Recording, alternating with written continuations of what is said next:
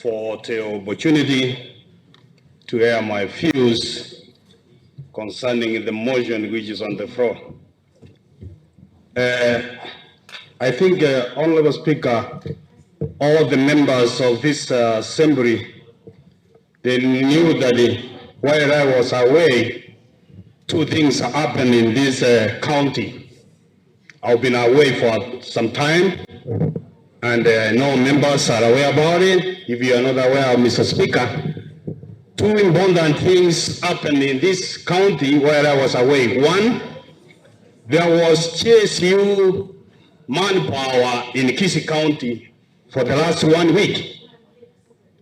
Two, the Kisii County Assembly members were divided. Those are the two things which has happened in this county where I was away, Mr. Speaker. To get these matters contained, Mr. Speaker, we need a total discussion. We need a total conversation, Mr. Speaker.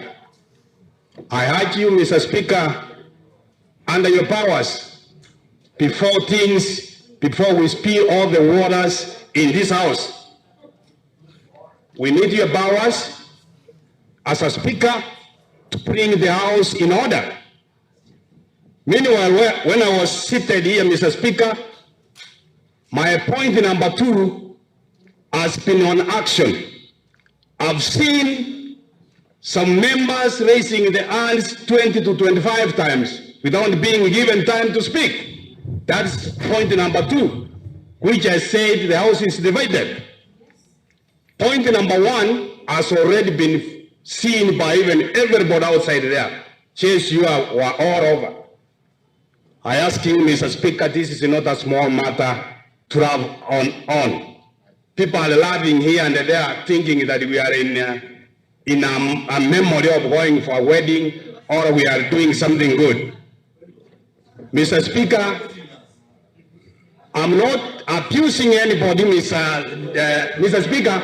Let me lay my point like this.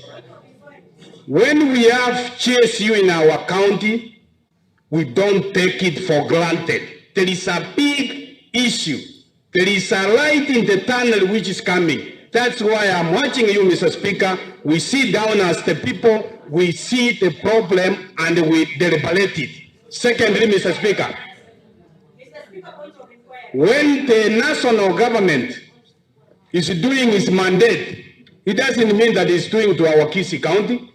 We have our governor, we have members elected. We were to be informed as members of Kisii County Assembly to know that there is a problem here of GSU. How can we work on it? But when we were not involved, Mr. Speaker, Mr. Speaker,